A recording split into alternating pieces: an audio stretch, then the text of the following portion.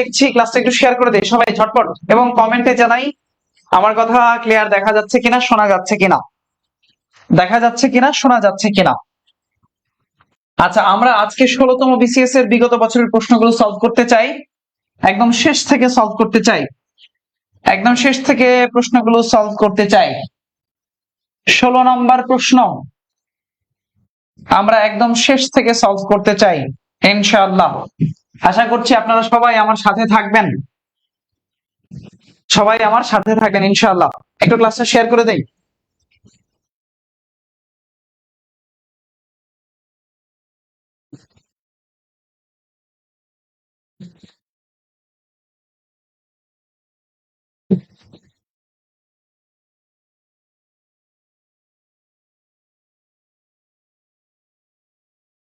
ওকে, তাহলে শুরু করি নাকি? চলেন, বিসমিল্লাহ। স্বাধীন বাংলাদেশে 100 টাকার নোট প্রথম কবে কোথায় চালু হয়েছে? প্রথম নোট কবে প্রথম চালু হয়েছে? 100 টাকার নোট কবে চালু হয়েছে? স্বাধীন বাংলাদেশে 100 টাকার নোট কবে চালু হয়েছে, এটা হলো প্রশ্ন।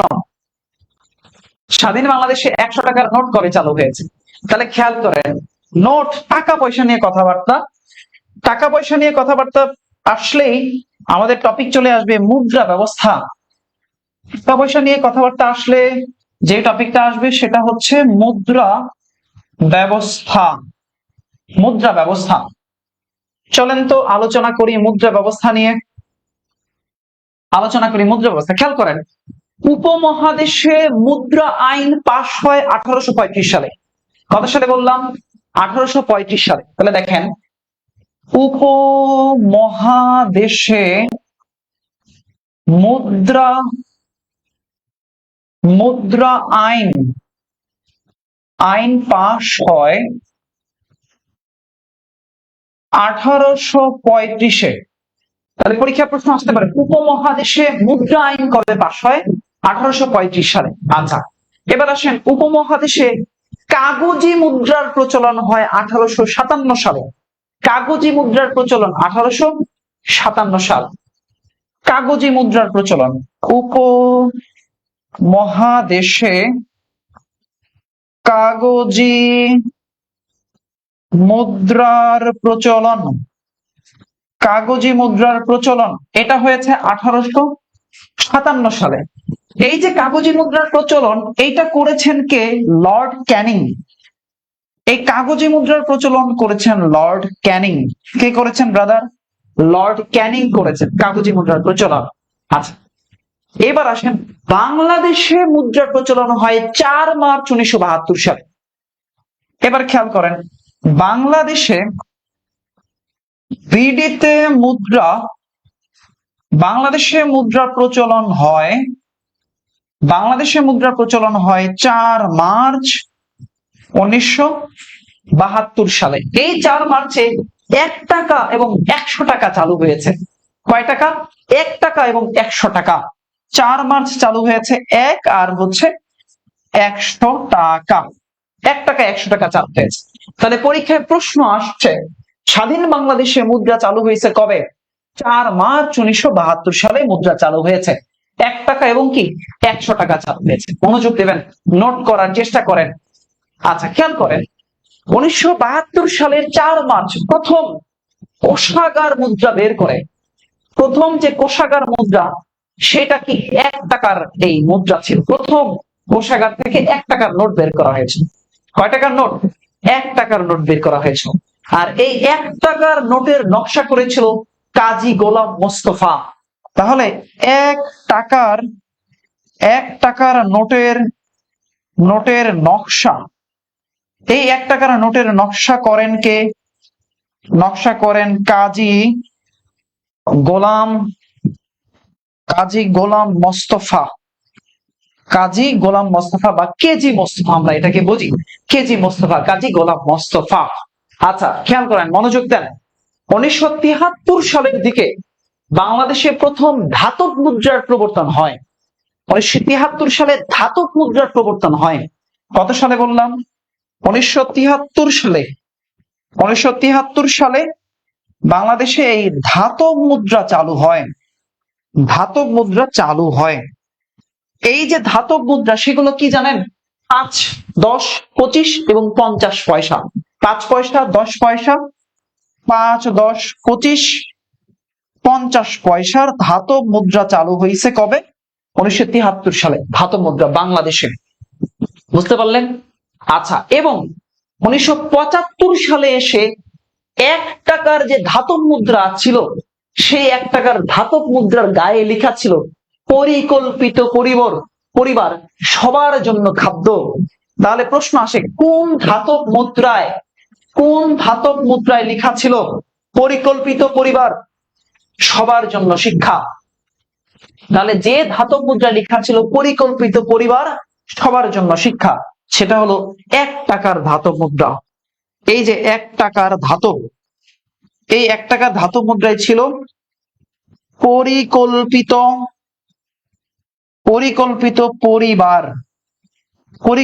পরিবার আর হচ্ছে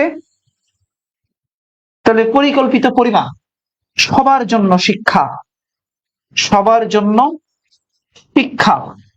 পরিকল্পিত পরিবার সবার জন্য শিক্ষা কোথায় ছিল ব্রাদার? এই 1 টাকার ধাতব মুদ্রায় ছিল। ক্লাসটা একটু শেয়ার করে দিবেন, যারা দেখছেন তারা একটু ক্লাসটা শেয়ার করবেন। মনোযোগ দেন। 2004 সালের দিকে এসে 2 টাকার যে ধাতব মুদ্রা ছিল সেটাতে স্লোগান হলো সবার, আচ্ছা এখানে সবার জন্য খাদ্য, সরি এটা হলো সবার জন্য খাদ্য। খেয়াল করেন 2004 সালের দিকে এসে 2 টাকার যে ধাতব মুদ্রা সেখানে স্লোগান হয়ে গেল সবার জন্য শিক্ষা। এই যে 2 টাকার যে ধাতব, এই 2 টাকার ধাতব মুদ্রায় কি হলো? সবার জন্য শিক্ষা। এই স্লোগানটা হলো সবার জন্য শিক্ষা। সবার জন্য কি? শিক্ষা। মনোযোগ দেন, আজকে মনের মাধুরী মিশিয়ে পড়াবো, সাধারণ জ্ঞানটা পড়াবো, মনের মাধুরী মিশিয়ে ক্লাসটা শেয়ার করে দিবেন। আল্লাহর ওয়াস্তে ক্লাস শেয়ার করে দিবেন। হ্যাঁ, আল্লাহ আপনাকে আপনার জ্ঞান, প্রজ্ঞা, মেধা বাড়িয়ে দেবে ইনশাআল্লাহ। ইনশাআল্লাহ আল্লাহর কাছে দোয়া করবো ভাই। খেয়াল করেন বাংলাদেশের যে মুদ্রা নীতি আছে, এটা মনিটারি পলিসি, যেটা এই মনিটারি পলিসি করে কে? বাংলাদেশ ব্যাংক। তাহলে মুদ্রা নীতি প্রণয়ন করে কে? বাংলাদেশ ব্যাংক। লিখে রাখতে পারেন মুদ্রা নীতি। এই মুদ্রানীতি প্রণয়ন করে কে? BD bank, Bangladesh bank. মুদ্রানীতি প্রণয়ন করে বাংলাদেশ ব্যাংক। খেয়াল করেন, মনোযোগ দেন। কারেন্সি মিউজিয়াম, এই কারেন্সি মিউজিয়াম কোথায় আছে? এই বাংলাদেশ ব্যাংকের মতিঝিলের প্রধান কার্যালয়ে কারেন্সি মিউজিয়াম। তাহলে লিখে রাখেন কারেন্সি মিউজিয়াম। কারেন্সি মিউজিয়াম, এই কারেন্সি মিউজিয়ামটা কোথায় আছে?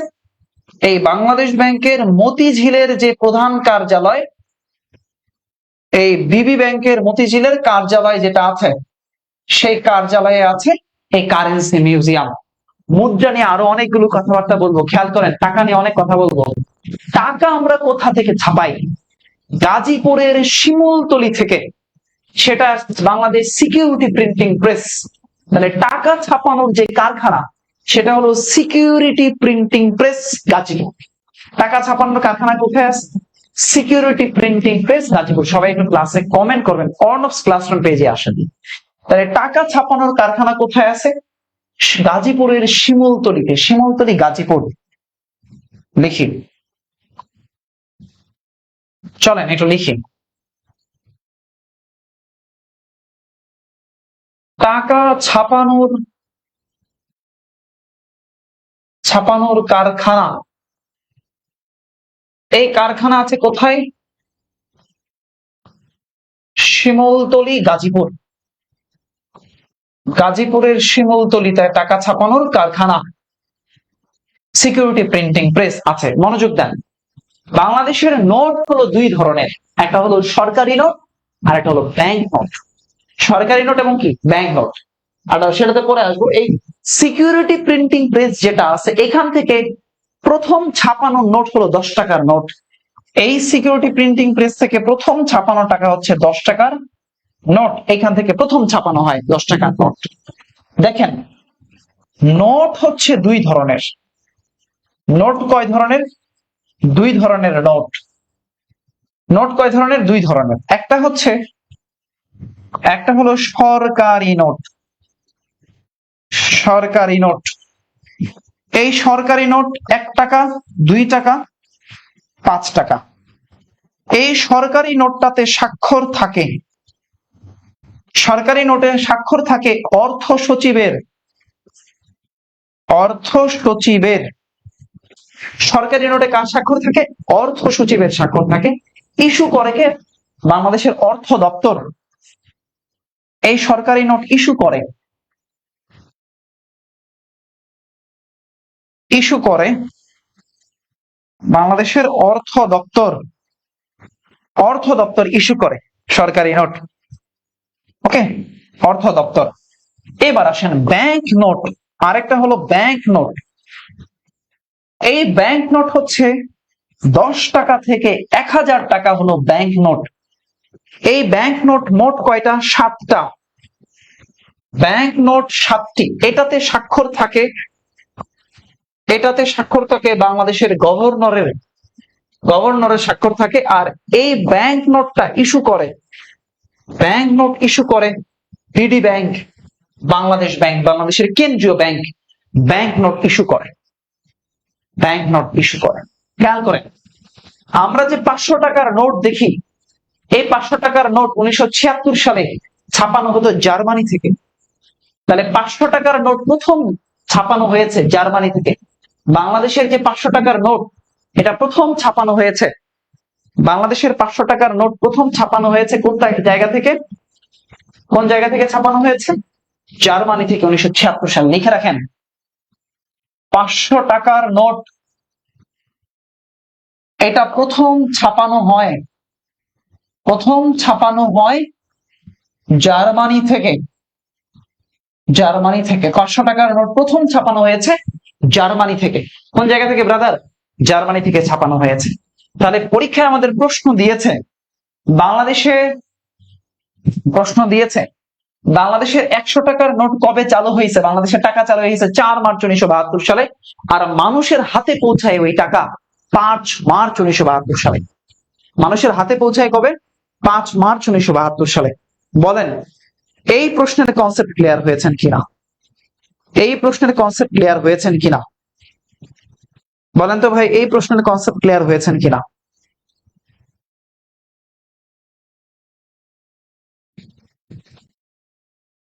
Concept clear? সবাই একসাথে একটু বলবেন, কনসেপ্ট ক্লিয়ার? কানিজ ফাতেমা আলী, আসসালামু আলাইকুম। ওকে, ঐশী টু, আসসালামু আলাইকুম স্যার। Concept clear?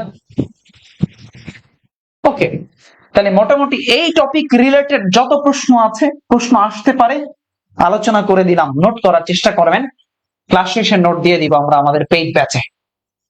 স্বাধীন বাংলাদেশকে কখন মার্কিন যুক্তরাষ্ট্র স্বীকৃতি প্রদান করে? মুক্তিযুদ্ধের টপিক থেকে প্রশ্ন আসছে। বাংলাদেশের স্বীকৃতি টপিকের নাম কি? বাংলাদেশের স্বীকৃতি। স্বাধীন বাংলাদেশকে প্রথম কবে স্বীকৃতি প্রদান করা হয়? তাহলে চলেন স্বীকৃতিটা নিয়ে আলোচনা করার চেষ্টা করি।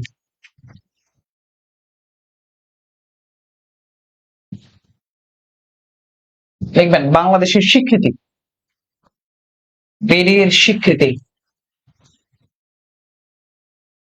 বাংলাদেশের স্বীকৃতি। বাংলাদেশকে প্রথম স্বীকৃতি দেয় ভুটান। তাহলে প্রথম দেশ, এশিয়ার প্রথম স্বীকৃতি দেয়, প্রথম যে দেশটা স্বীকৃতি দেয় তার নাম হচ্ছে ভুটান। 1971 সালের 6 ডিসেম্বর 1971 সালের 6 ডিসেম্বর 1971 সালে স্বীকৃতি দিয়েছে। আচ্ছা, প্রথম আরব দেশ বা মধ্যপ্রাচ্যের দেশ, প্রথম আরব দেশ বা মধ্যপ্রাচ্যের দেশ, প্রথম আরব দেশ বা মধ্যপ্রাচ্যের দেশ হিসেবে স্বীকৃতি দিয়েছে ইরাক। কোন দেশটা স্বীকৃতি দিয়েছে? ইরাক স্বীকৃতি দিয়েছে। এই ইরাক স্বীকৃতি দিল কবে? ইরাক স্বীকৃতি দিয়েছে 8 জুলাই 1972 সাল। 8 জুলাই 8 জুলাই 1972 সালে ইরাক স্বীকৃতি দিয়েছে। 8 জুলাই 1972 সালে প্রথম আফ্রিকান মুসলিম দেশ, প্রথম আফ্রিকান বা মুসলিম দেশ, প্রথম আফ্রিকার মধ্যে যে মুসলিম দেশটা বাংলাদেশকে স্বীকৃতি দিয়েছে, আফ্রিকান মুসলিম দেশ, তার নাম হচ্ছে সেনেগাল। 1 ফেব্রুয়ারি 1972 সালে স্বীকৃতি দেয় সেনেগাল। 1 ফেব্রুয়ারি 1972 সাল, 1 ফেব্রুয়ারি 1972 সালে স্বীকৃতি দিয়েছে সেনেগাল। তাহলে পরীক্ষা প্রশ্ন আসে, প্রথম আফ্রিকান দেশ হিসেবে স্বীকৃতি দেয় সেনেগাল। প্রথম ইউরোপিয়ান দেশ বা সমাজতান্ত্রিক দেশ হিসেবে স্বীকৃতি দেয়, প্রথম ইউরোপিয়ান বা সমাজতান্ত্রিক দেশ হিসেবে স্বীকৃতি দেয়, তার নাম হচ্ছে পূর্ব জার্মানি। পূর্ব জার্মানি, 11 জানুয়ারি 1972 সাল, পূর্ব জার্মানি প্রথম ইউরোপিয়ান দেশ, প্রথম ইউরোপিয়ান দেশ বা সমাজতান্ত্রিক রাষ্ট্র, সমাজতান্ত্রিক দেশ হিসেবে স্বীকৃতি দেয় কে? পূর্ব জার্মানি। পূর্ব জার্মানি। যদি পূর্ব জার্মানি অপশনে না পান তাহলে আপনি পোল্যান্ড দাগাইতে পারবেন। পোল্যান্ড অপশনে না পেলে আপনি দাগাবেন পোল্যান্ড। যদি অপশনে একান্তই আপনি না পান তাহলে কি দাগাবেন? পোল্যান্ড দাগাবেন। এই পূর্ব জার্মানি স্বীকৃতি দিয়েছে 11 জানুয়ারি 1972 সালে। 11 জানুয়ারি কি 1972 সালে। প্রথম ওশেনিয়ার দেশ হিসেবে স্বীকৃতি দিয়েছে টোঙ্গা। ওশেনিয়ার দেশ, ওশেনিয়া মহাদেশের দেশ, ওশেনিয়ার দেশ হিসেবে প্রথম স্বীকৃতি দেয় টোঙ্গা। টোঙ্গা স্বীকৃতি দিয়েছে 1972 সালের 25 জানুয়ারি টোঙ্গা স্বীকৃতি দেয়। সৌদি আরব বাংলাদেশকে স্বীকৃতি দেয় 1975 সালে। 1975 সালে বাংলাদেশকে সৌদি স্বীকৃতি দেয়। প্রশ্ন আসতে পারে সৌদি, এই সৌদি আরব 1975 সাল, 1975 সালে স্বীকৃতি দেয় সৌদি আরব। বুঝতে পারছেন? তাহলে আমেরিকা স্বীকৃতি দিয়েছে কবে? বলেন আমেরিকা স্বীকৃতি দিয়েছে কবে? দেখি বলেন আমেরিকা স্বীকৃতি দিয়েছে কবে? অ্যান্সার তো অনেকে করার চেষ্টা করছেন। 4 এপ্রিল 1972 সালে আমেরিকা স্বীকৃতি দেয়। 4 এপ্রিল 1972। তাহলে টপিক হলো মুক্তিযুদ্ধে বাংলাদেশের যে স্বীকৃতি আছে, সে বাংলাদেশের স্বীকৃতি, মুক্তিযুদ্ধে বাংলাদেশের স্বীকৃতি। বলেন তো ভাই বুঝতে পারলেন কিনা? বলেন বুঝতে পারলেন কিনা? ক্লিয়ার? 15 নম্বর প্রশ্ন ক্লিয়ার? 15 ক্লিয়ার? অর্ণবস ক্লাসরুম পেজে একটু চলে আসবেন সবাই, ক্লিয়ার কিনা বলেন।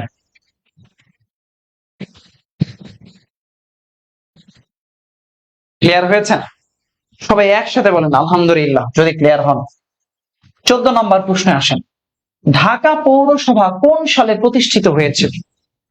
ঢাকা পৌরসভা কোন সালে প্রতিষ্ঠা হয়? আচ্ছা দেখেন, পৌরসভা শহরাঞ্চলের সর্বনিম্ন স্থানীয় প্রশাসন। পৌরসভাটা হলো শহরাঞ্চলের সর্বনিম্ন স্থানীয় প্রশাসন। শহরাঞ্চলের সর্বনিম্ন স্থানীয় প্রশাসন, তার নাম হচ্ছে পৌরসভা। আচ্ছা, এই ঢাকা প্রথম পৌরসভা হয় 1864 সালে। ঢাকা পৌরসভা 1864 সাল, 1864 সালে ঢাকা পৌরসভা হয়। আচ্ছা খেয়াল করেন, আর এই ঢাকায় প্রথম পৌরসভা নির্বাচন হয়, প্রথম পৌরসভা নির্বাচন হয়, প্রথম পৌরসভা নির্বাচন হয় বলতে পারবেন কত সালে? 1973 সালে প্রথম পৌরসভা নির্বাচন হয়। 1973 সালে প্রথম পৌরসভা নির্বাচন হয়। আচ্ছা, আমরা আরো কয়েকটা জিনিস একটু আলোচনা করার চেষ্টা করবো এই জায়গাটা। সেটা কি? সেটা হচ্ছে স্থানীয় সরকার ব্যবস্থা।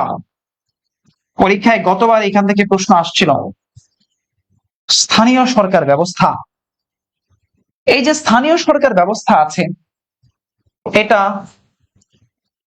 দুই স্তর, দুইটা শ্রেণীতে ভাগ করা যায়।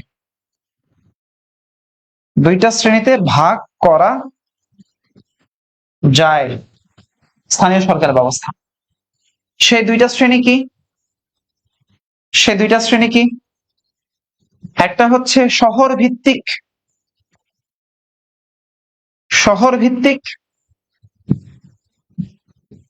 আর একটা হলো গ্রাম ভিত্তিক। শহর ভিত্তিক এবং গ্রাম ভিত্তিক, গ্রাম ভিত্তিক সরকার ব্যবস্থা। তাহলে এই যে শহর ভিত্তিক, এটা আবার দুইটা স্তর। শহর ভিত্তিক সরকার ব্যবস্থা আবার দুইটা স্তর, পৌরসভা আরেকটা হলো সিটি কর্পোরেশন।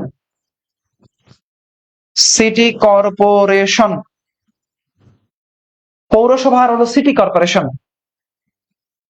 আর এই যে গ্রাম ভিত্তিক, এটা তিনটা স্তর, ইউনিয়ন পরিষদ, উপজেলা পরিষদ, আর একটা হচ্ছে জেলা পরিষদ। ইউনিয়ন পরিষদ, উপজেলা পরিষদ, আর একটা হচ্ছে জেলা পরিষদ। এই তিন স্তর বিশিষ্ট। বুঝতে পেরেছেন? ইউনিয়ন, উপজেলা এবং হচ্ছে জেলা পরিষদ। পরীক্ষায় ওকে খেয়াল করেন, আসেন ক্লাসে আসেন, যতদূর পর্যন্ত আজকে টানতে পারে টানবো ইনশাআল্লাহ। এগুলো নিয়ে অনেক কথাবার্তা বলা যায়। চলেন 14 নম্বর প্রশ্ন চলে গেল। এরপরে আমরা একটু আলোচনা করব 13 নম্বর প্রশ্ন। লালবাগ কেল্লা স্থাপন করেন কে? লালবাগ কেল্লা স্থাপন করেছেন কে? আসেন এই লালবাগ কেল্লা নিয়ে আলোচনা করার চেষ্টা করি। আল্লাহ যতটুকু জ্ঞান দিয়েছেন এর মধ্যে দিয়ে চেষ্টা করি। লালবাগ কেল্লা,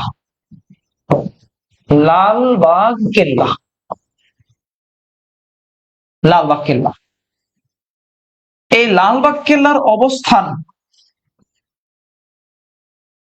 পুরান ঢাকায়,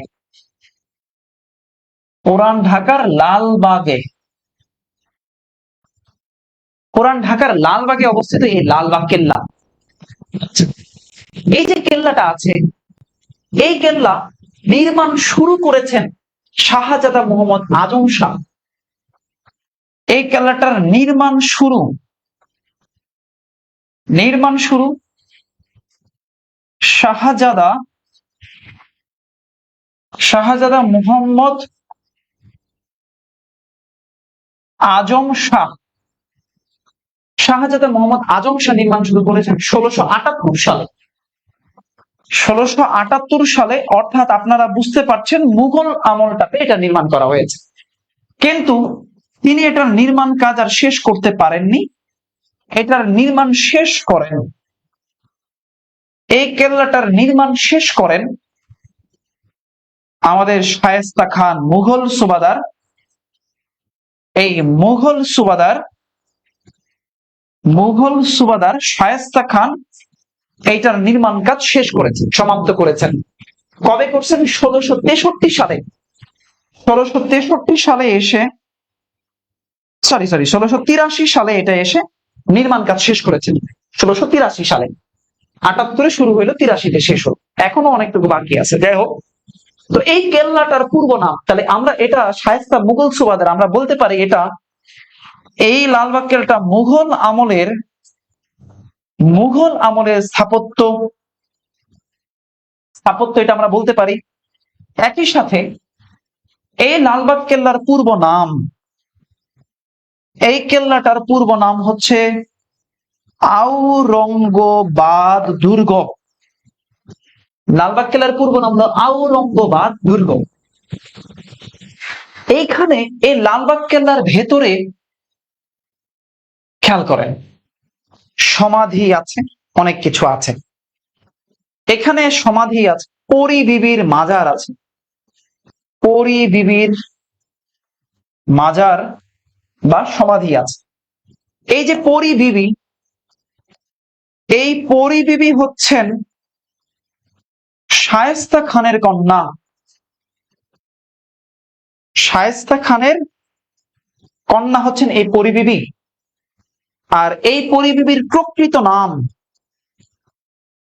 প্রকৃত নাম হচ্ছে ইরান, ইরান দুখত। পরিবেবীর প্রকৃত নাম হচ্ছে ইরান দুখত, প্রকৃত নাম ইরান দুখত। এই কেল্লার পাশে পশ্চিম দিকে একটা মসজিদ আছে, তার নাম হলো লালবাগ শাহী মসজিদ। কি মসজিদ? লালবাগ শাহী মসজিদ এখানে আছে, লিখে রাখতে পারেন লালবাগ। এখানে কি কি আছে? লালবাগ শাহী মসজিদ, পরিবেবীর সমাধি বা পরিবেবীর মাজার। তাহলে এই লালবাগ কেল্লাটা কোন নদীর তীরে অবস্থিত?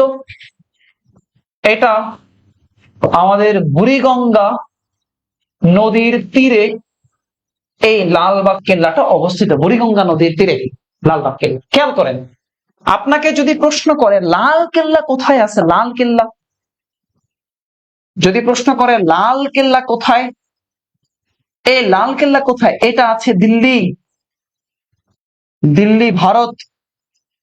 এই লাল কেল্লা এটাও মুঘল আমলের স্থাপত্য কর্ম, মুঘল আমলের স্থাপত্য কর্ম হচ্ছে এই লাল কেল্লা, মুঘল আমলের স্থাপত্য কর্ম।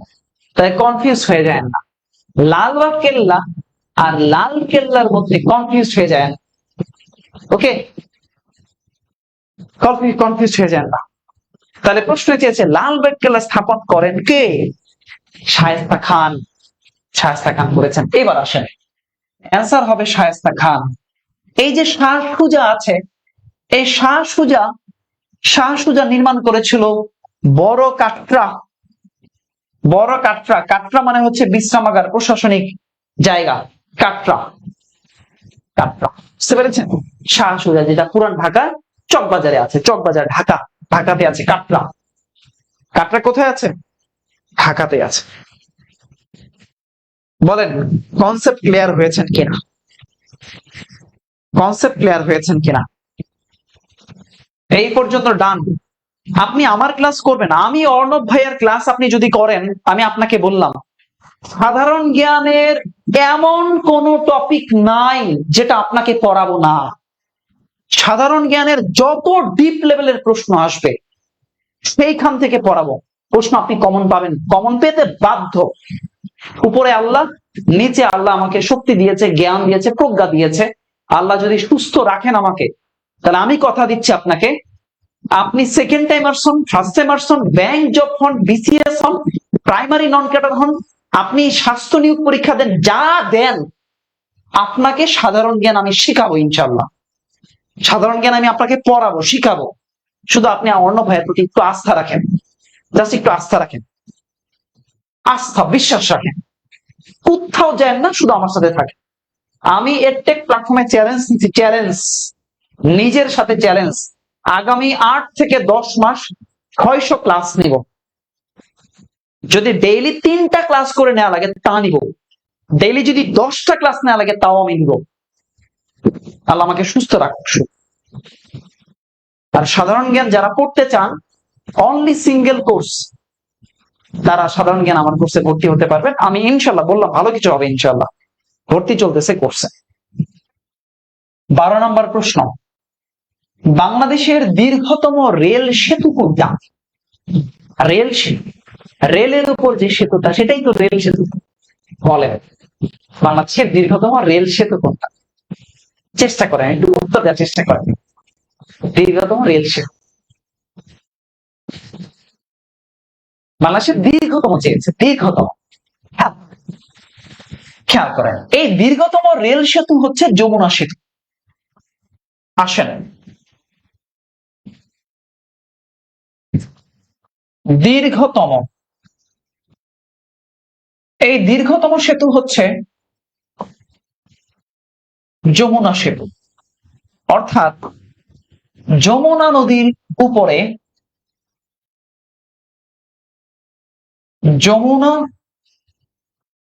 নদীতে এই সেতুটা দেওয়া হয়েছে। আচ্ছা, এই সেতুটার দৈর্ঘ্য হচ্ছে 4.8 কিলোমিটার। দৈর্ঘ্য 4.8 কিলোমিটার, এই যমুনা সেতু 4.8 কিলোমিটার। আচ্ছা, এবার যদি আপনাকে বলেন যে একক দীর্ঘতম সেতু কোনটা? যমুনা সেতু একক দীর্ঘতম। এই সেতু নির্মাণে সহযোগিতা করেছে কে জানেন? জাপান। সহযোগী যোগিতা করে হচ্ছে জাপান। বাংলাদেশকে সবচেয়ে বেশি সহায়তা দেয় যে দেশ, তার নাম হচ্ছে জাপান। আচ্ছা, খেয়াল করেন, একটা নদী আছে কর্ণফুলী। এই কর্ণফুলী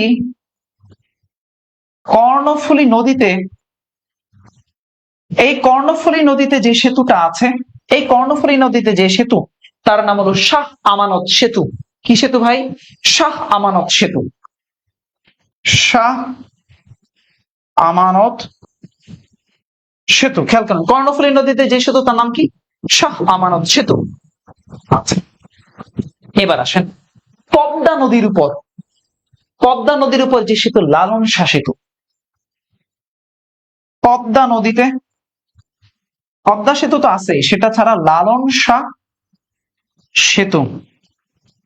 পদ্মা নদীতে হচ্ছে লালন শাহ সেতু। এটার দৈর্ঘ্য হচ্ছে 1.8 কিলোমিটার। এই লালন শাহ সেতুটার দৈর্ঘ্য হচ্ছে 1.8 কিলোমিটার। 1.8 কিলোমিটার। রূপসা নদী আছে না, খুলনার রূপসা নদী। এই রূপসা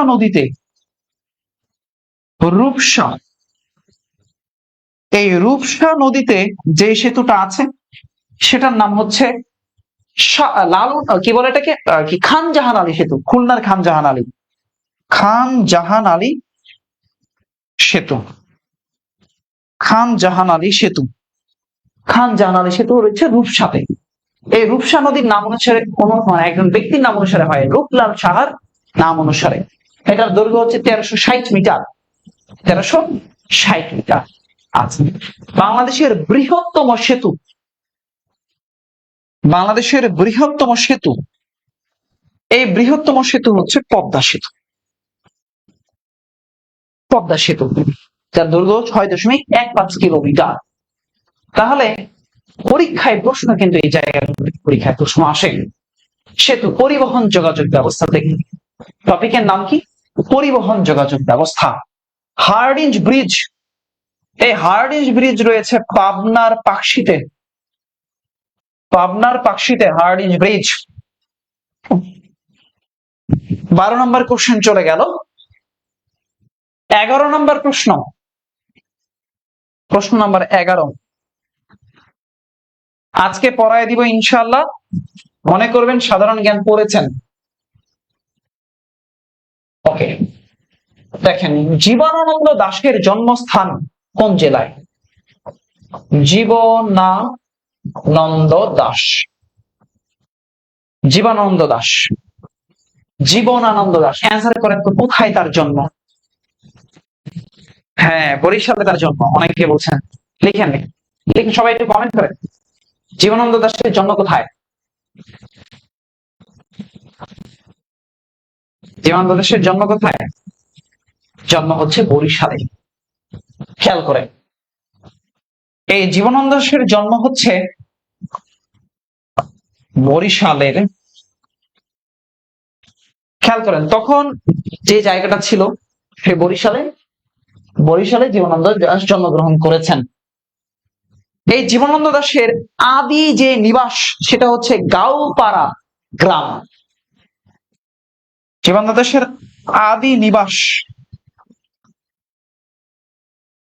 গাউপাড়া গ্রাম।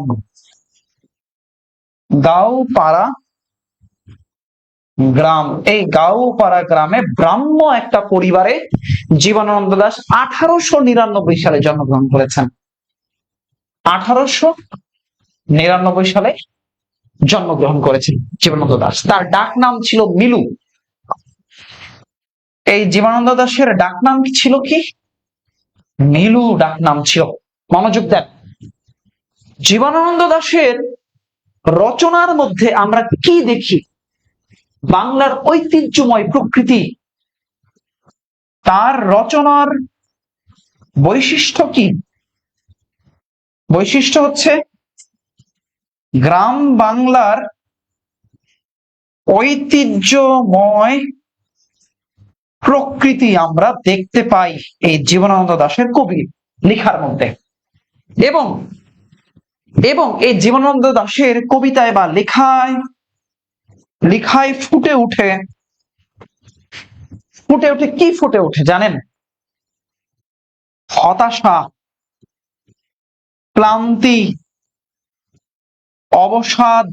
মনোযোগ দেন। হতাশা, ক্লান্তি, অবসাদ, বিষাদ, সংশয়,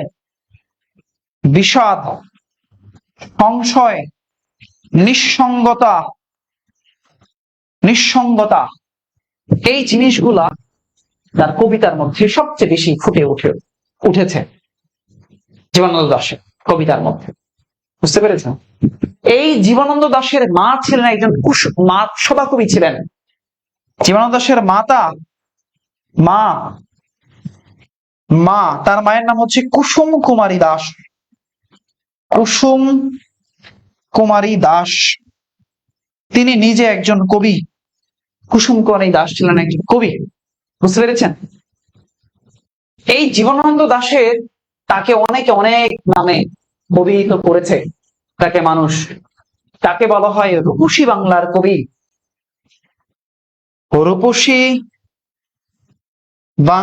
কবি।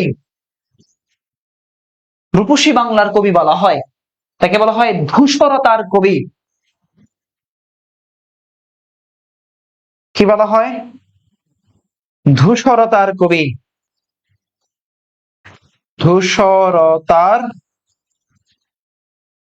কবি। তাকে বলা হয়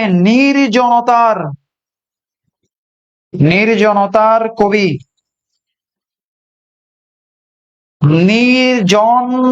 নির্জনতম কবি।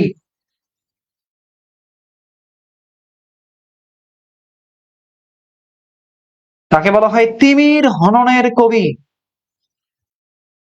হননের কবি। শুদ্ধতম কবি।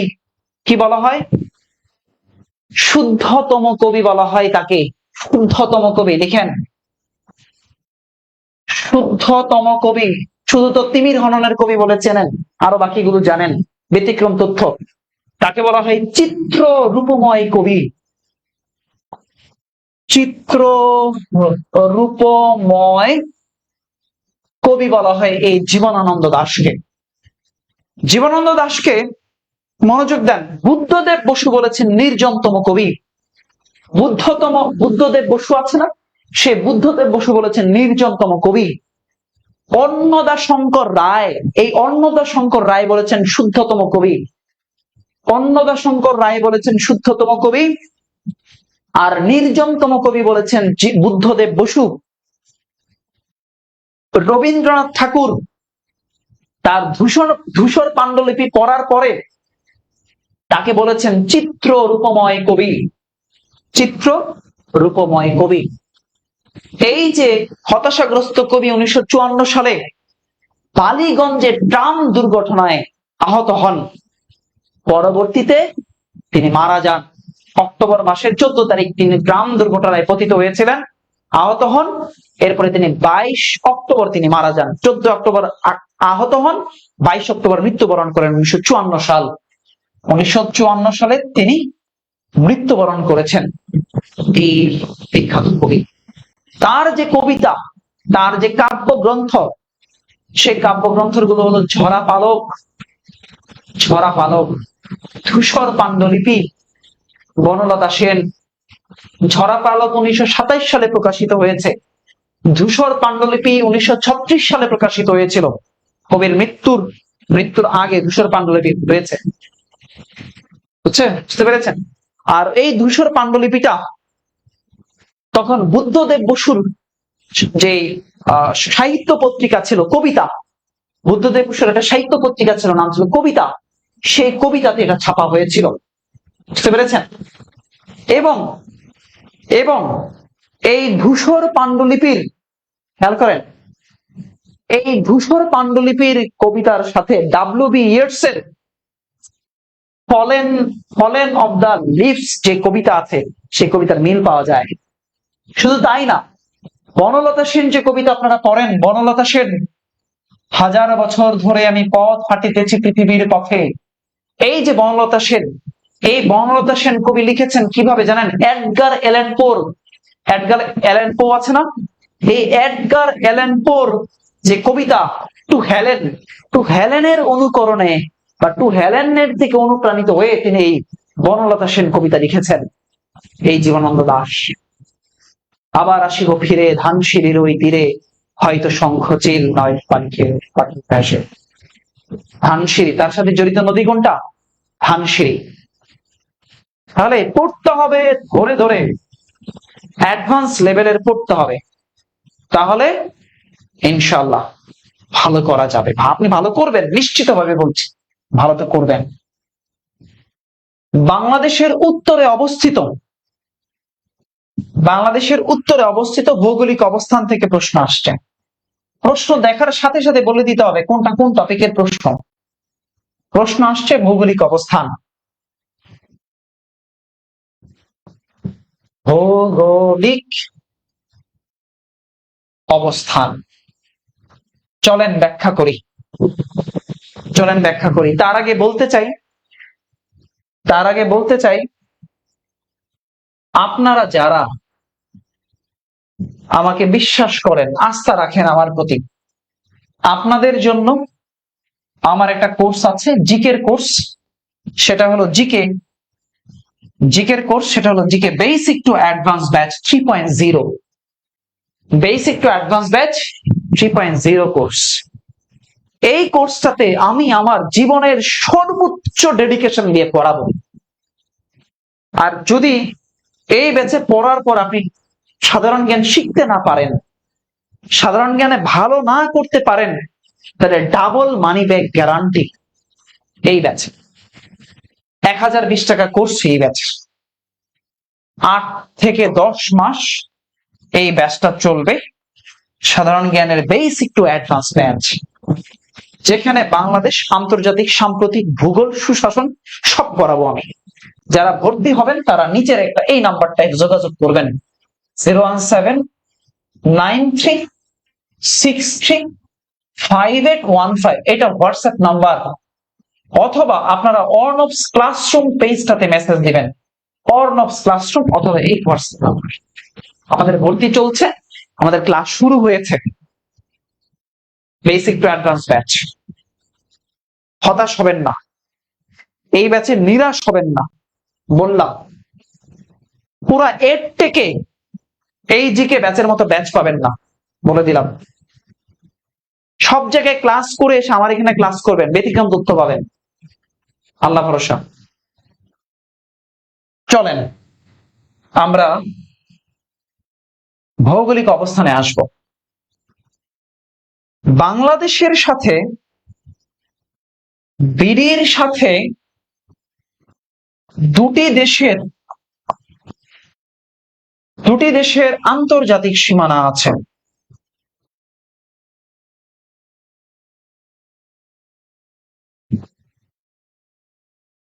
বাংলাদেশের সাথে দুটি দেশের আন্তর্জাতিক সীমানা আছে। কি? একটা হলো ভারত, আর একটা হলো মিয়ানমার। মিয়ানমার, এই মিয়ানমারের দুটি রাজ্যের সাথে বাংলাদেশের সীমানা আছে। একটা রাজ্যের নাম হলো রাখাইন রাজ্য, আর একটা হচ্ছে সিন রাজ্য। রাখাইন রাজ্য হচ্ছে সিন রাজ্য। ভারতের 5টি রাজ্যের সাথে বাংলাদেশের সীমানা আছে। মেঘালয়, আসাম, ত্রিপুরা, মিজোরাম, পশ্চিমবঙ্গ, এই 5টা রাজ্যের সাথে বাংলাদেশের সীমানা আছে। এর মধ্যে খেয়াল করেন বাংলাদেশের কোন দিকে এই রাজ্যগুলো আছে। এটা হলো বাংলাদেশের পশ্চিম দিক, এই পশ্চিম দিকে আছে পশ্চিমবঙ্গ, এই উত্তর দিকেও আছে পশ্চিমবঙ্গ, এই উত্তর দিকে আছে মেঘালয়, এই উত্তর দিকে আছে আসাম, তাহলে বাংলাদেশের উত্তর দিকে আছে ভারতের পশ্চিমবঙ্গ, মেঘালয় এবং আসাম রাজ্য। এই তিনটা রাজ্য আছে। বুঝতে পারলেন? সেভেন সিস্টার্স নিয়ে আলোচনা এখানে করব না, জাস্ট উত্তরে দিয়ে দিলাম। বাংলাদেশের দক্ষিণ দিকে এই দিকে আছে বঙ্গোপসাগর, বঙ্গোপসাগর। বাংলাদেশের এই দক্ষিণ পূর্ব দিকে আছে মিয়ানমার। বাংলাদেশের তিন দিকে ভারত, বাংলাদেশের তিন দিকে আছে ভারত। বাংলাদেশের দক্ষিণ পূর্ব দিকে আছে মিয়ানমার, নিচের দিকে বঙ্গোপসাগর। বুঝতে পেরেছেন? বাংলাদেশের উত্তর। চলেন 9 নাম্বার প্রশ্ন। উপমহাদেশের সর্বশেষ গভর্নর জেনারেল কে ছিলেন? বলেন, উপমহাদেশের সর্বশেষ গভর্নর জেনারেল কে ছিলেন? এটাতে অনেকে ভুল করে, এটাতে অনেকেই ভুল করে। উপমহাদেশের সর্বশেষ গভর্নর জেনারেল, রাজপ্রতিনিধি, শেষ রাজপ্রতিনিধি।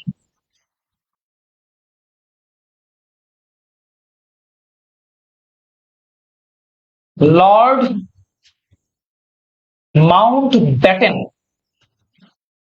চলেন যত কনফিউশন আছে ক্লিয়ার করব। লর্ড মাউন্ট ব্যাটেন 1947 সালের 3 জুন এই লর্ড মাউন্ট ব্যাটেন ভারতবর্ষকে দ্বিজাতি তত্ত্বের ভিত্তিতে ভারত ও পাকিস্তান নামে দুইটা স্বাধীন, দুইটা সার্বভৌম রাষ্ট্র বিভক্ত করার সরকারি পরিকল্পনা করে 1947 সালের 3 জুন। তাহলে দ্বিজাতি তত্ত্বের ভিত্তিতে ভারত ও পাকিস্তান নামে দুটি সার্বভৌম রাষ্ট্রের বিভক্ত করার সরকারি পরিকল্পনার ঘোষণা দিয়েছেন কে? এই লর্ড মাউন্ট ব্যাটেন। বুঝতে পেরেছেন? Lord Mount Batten. আচ্ছা, এবং এই লর্ড মাউন্ট ব্যাটেন ছিলেন ব্রিটিশ ভারতের সর্বশেষ ভাইসরয় বা রাজ প্রতিনিধি। তাহলে ব্রিটিশ ভারতের সর্বশেষ রাজ প্রতিনিধি বা ভাইসরয় প্রতিনিধি ছিলেন এই লর্ড মাউন্ট ব্যাটেন। 1947 সাল পর্যন্ত এই লর্ড মাউন্ট ব্যাটেন ছিলেন এবং তিনি এই দ্বিজাতি তত্ত্বের ভিত্তিতে ভারত ও পাকিস্তান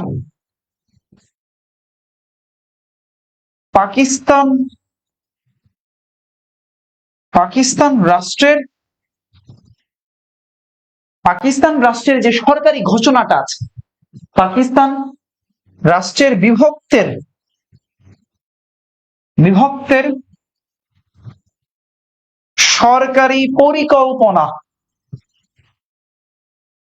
সরকারি পরিকল্পনা ঘোষণা করেন এই লর্ড মাউন্ট ব্যাটেন। বুঝেছেন? এবং তিনি এই যে রেড ক্লিফে যে সীমানা নির্ধারণ হয়েছিল, রেড ক্লিফ কমিশন, সেই রেড ক্লিফ কমিশনে তিনি ওই স্যার সিরিল জন রেডক্লিফ যিনি ছিলেন, স্যার সিরিল জন রেডক্লিফ, লিখে দেয় স্যার সিরিল জন রেডক্লিফ। এই রেডক্লিফকে তিনি রেডক্লিফ কমিশনে, সীমানা নির্ধারণ কমিশনের চেয়ারম্যান হিসেবে নিযুক্ত করেছিলেন। লিখে দেয় রেডক্লিফকে সীমানা নির্ধারণের কমিশনের চেয়ারম্যান, আপনারা লিখে নেন, চেয়ারম্যান হিসেবে নিযুক্ত করেছিলেন কে?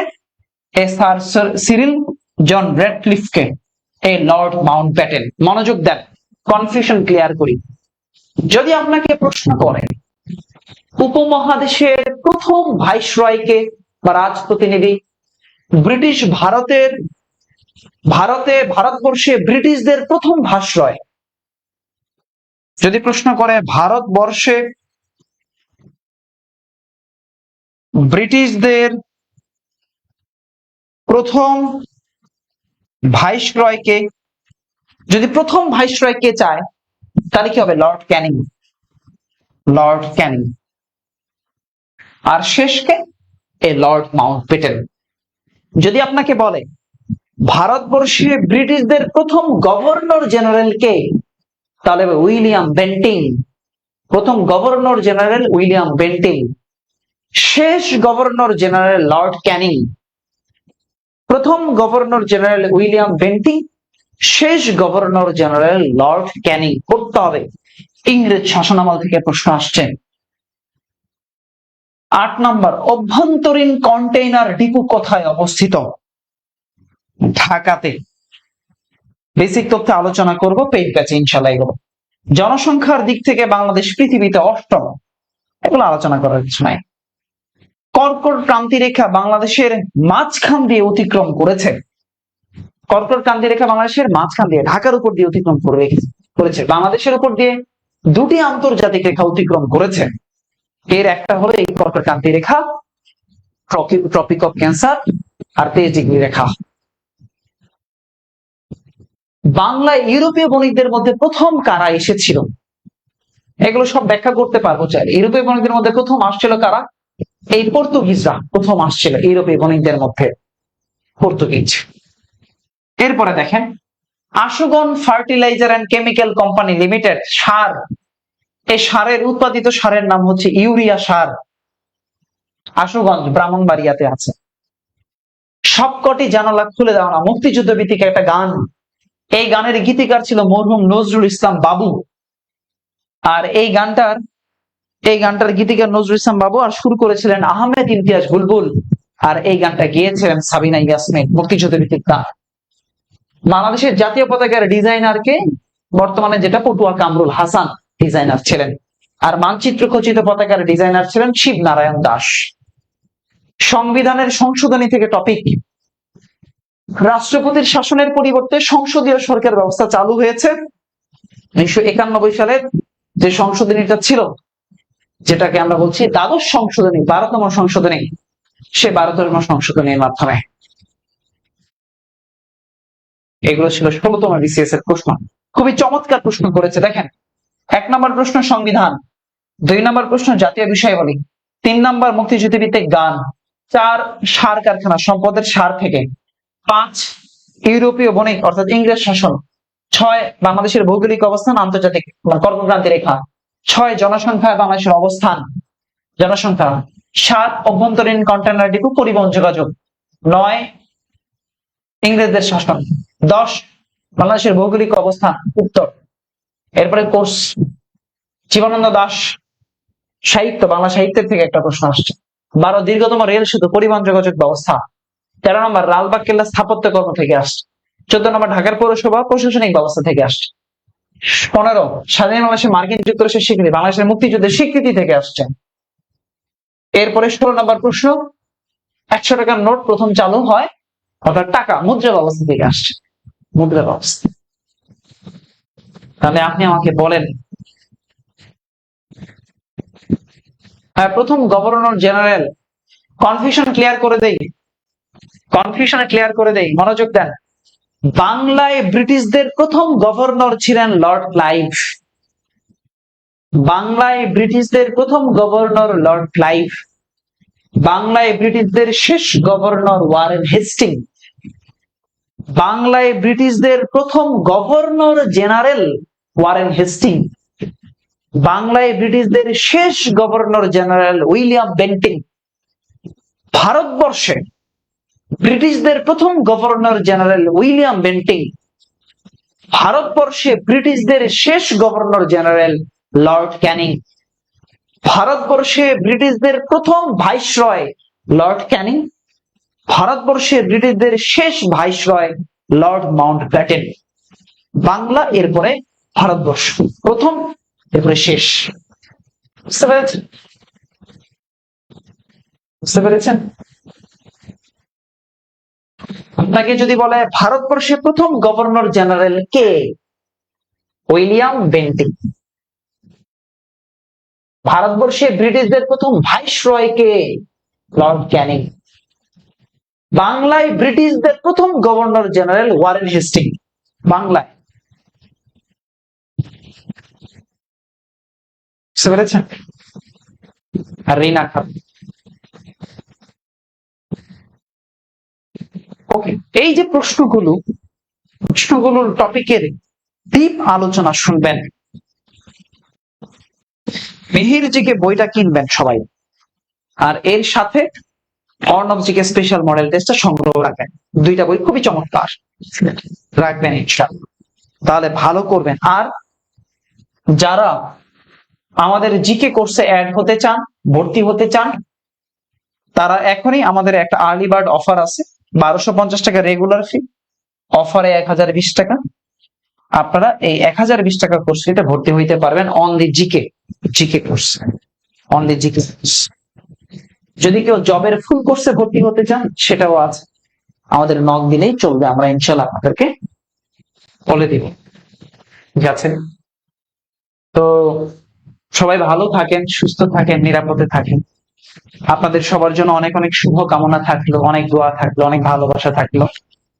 আজকের মতো বিদায় নিচ্ছি অর্ণবস ক্লাসরুম পেজ থেকে। অর্ণবস জিকে এবং মিহির জিকে সিরিজে দেখো।